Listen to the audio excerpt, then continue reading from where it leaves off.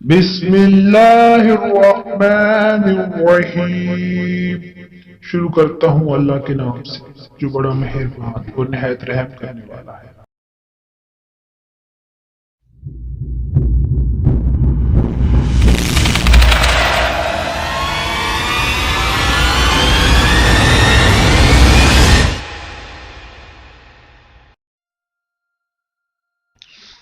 राधा, एक बात तो बताओ।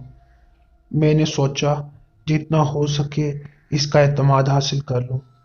पूछो मेरे परान, जो कुछ भी तुम्हारे मन में है पूछ लो। मैं तुम्हारे हर प्रश्न का उत्तरवाश दूंगी। उसने कहा, साधु अमर कुमार क्यों मेरे पीछे पड़ा हुआ था? वो मुझसे क्या चाहता था? मैं तो उसे जानता तक नहीं। अमर कुमार तुम्हारे नहीं, मेरे पीछे था। मुझे पराश्चित करना उसके जीवन की सबसे बड़ी इच्छा थी। केवल उसी की क्यों, जाने कितने साधु संत पंडित पुजारी मेरे कारण जोग लिए धोनी रमाए बैठे हैं। मूर्ख अपना जीवन नष्ट कर रहे हैं। मुझ पर किसी का अधिकार होना कोई बालकों का खेल नहीं है ना। ये तो मेरा मन तुम पर आ गया है सजना। नहीं तो राधा की ओर बुरी नजर से देखने वाला धरती से पुरलोक सुधार जाता है। जिस समय मैंने पहली बार तुम्हें देखा था उसी समय जान लिया था मेरा मोहन दूजा जन्म लेकर मुझसे मिलने इस संसार में आ गया है। मोहन, मैं भी तुम्हारी संतान से प्रेम करती हूँ। यदि तुम्हारी पत्नी ये जाप जो उसे उसकी मौसी ने बताया है आरंभ न करती तो मैं इसी तरह हर रीना तुम्हारे पास आकर मन को शांत कर लेती। मेरा विश्वास करो, मैं तुमसे उदेक प्रेम करती हूँ। यदि कोई तुम्हें बुरी नजर से देखे मुझसे सहन नहीं होता। इसी कारण उस पापी साधु को मैंने इस संसार से ही भेज दिया। मैं तुम्हारी बात नहीं समझा। खुलकर बताओ तुम क्या कह रही हो। मेरा खौफ बिल्कुल ही खत्म हो गया था। उस बिल्ली के शरीर में तुम्हारी ये दासी ही थी। उसके इंकशाफ पर मैं दंग रह गया। लला, लेकिन ये कैसे मुमकिन है? मैंने बेयकीनी से कहा। क्यों? जब मैं तुम्हारी पत्री के शरीर में रहकर तुमसे बात कर सकती हूँ तो बिल्ली के शरीर में रहकर तुम्हारी रक्षा क्यों नहीं कर सकती? उसने मुझे बड़े रसान से समझाया। बात तो उसकी ठीक थी। आयत के जिस्म पर कब्जा करके मुझसे बात करना मुमकिन था तो बिल्ली के जिस्म में दाखिल होना कोई मुश्किल बात न थी। बिल्कुल ठीक समझे। अब तो तुम्हें मेरी बात का विश्वास आ गया होगा कि मैं तुमसे कितना प्रेम करती हूँ।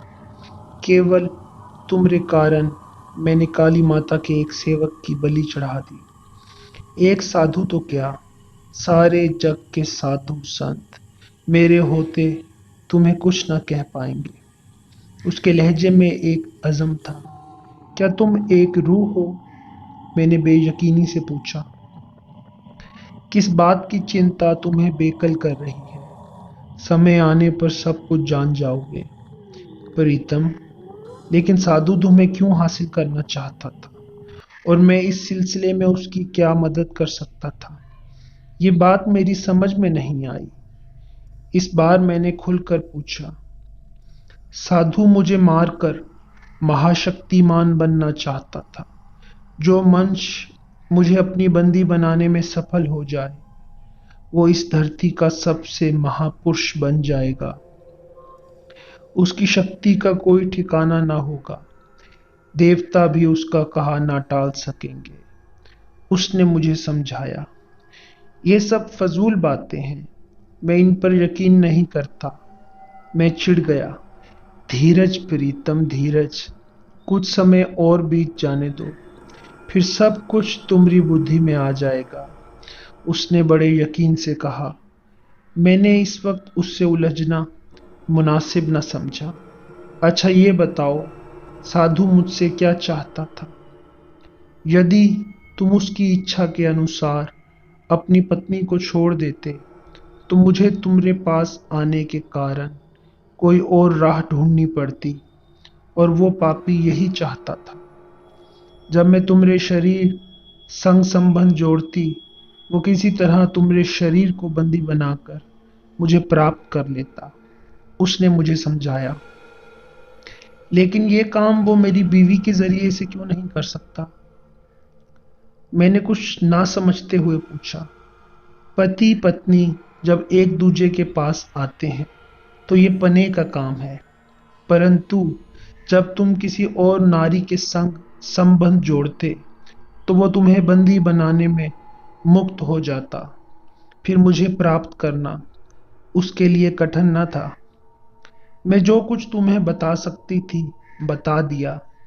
तुम अपनी पत्नी से कहकर ये जाप बंद करो, और फिर तुम्हारे पास आने में मुझे कोई रोक ना होगी।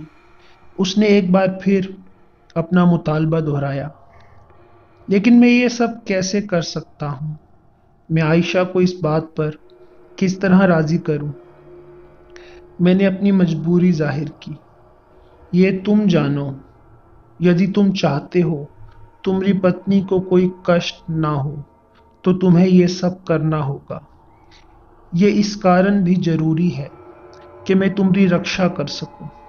अभी हम बातें कर ही रहे थे कि अचानक एहसन उठकर बैठ गया। उसका चेहरा लाल सुर्ख हो रहा था। वो अपनी सुर्ख अंगारा आंखों से आयत को घूरने लगा।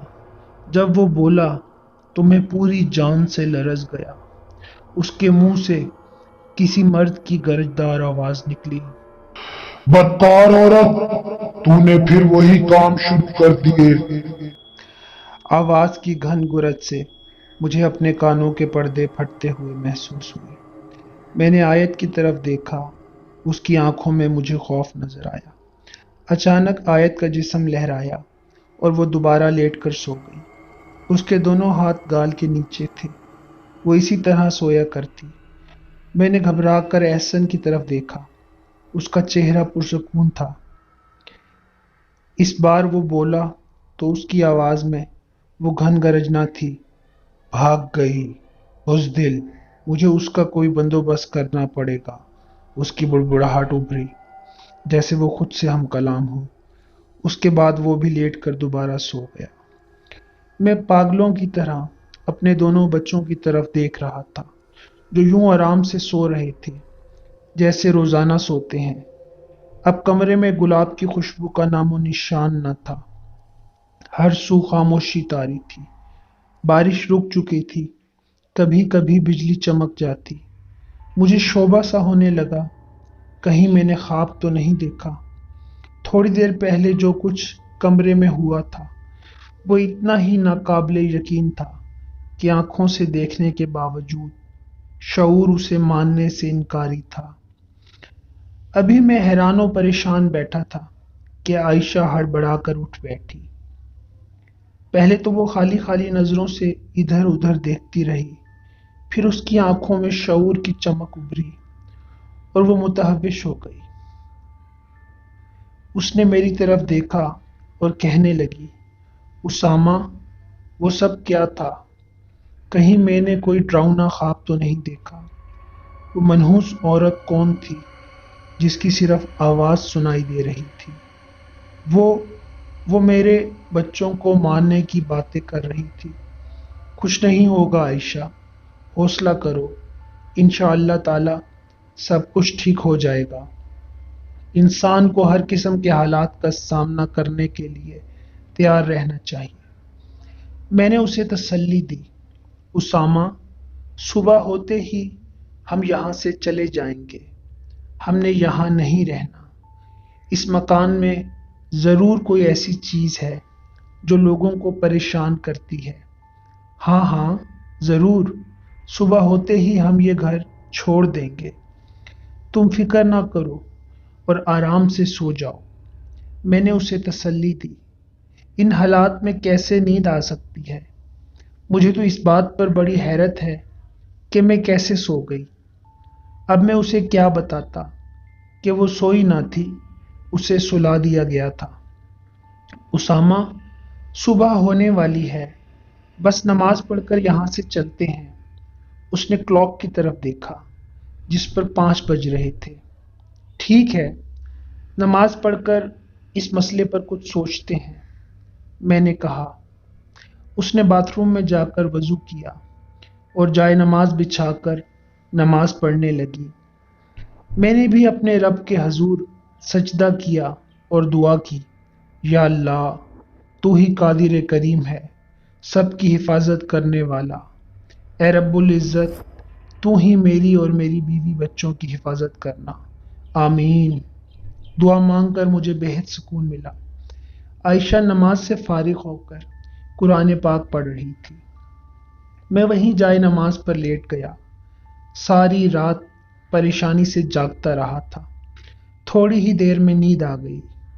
न जाने मैं कितनी देर सोया था कि किसी ने मुझे झंझोड़ कर जगा दिया। मैं हड़बड़ा कर उठ बैठा। मैं तो डर ही गई थी। इतनी गहरी नींद तो आप कभी नहीं सोए। आयशा मेरे ऊपर झुकी परेशानी से कह रही थी। मैंने कई बार आपको आवाज दी, लेकिन आप तो जैसे बेहोशी की नींद सो रहे थे। उसके चेहरे से परेशानी जाहिर हो रही थी। दरअसल रात भर जागता रहा हूं, इसलिए गहरी नींद आ गई थी। मैंने उठकर आंखें मलते हुए कहा, बच्चों को भूख लगी है, मेरे साथ किचन में चलें, उनके लिए नाश्ता बनाना है। कल रात के वाकये से आयशा खौफजदा हो गई थी। मैंने मुंह पर पानी के 2-4 छिटे मारे और उसके साथ किचन की तरफ चल पड़ा। आज ही अपने इस चैनल कहानी पॉइंट को सब्सक्राइब कीजिए और हमारी वीडियोस को ज़्यादा से ज़्यादा शेयर कीजिए।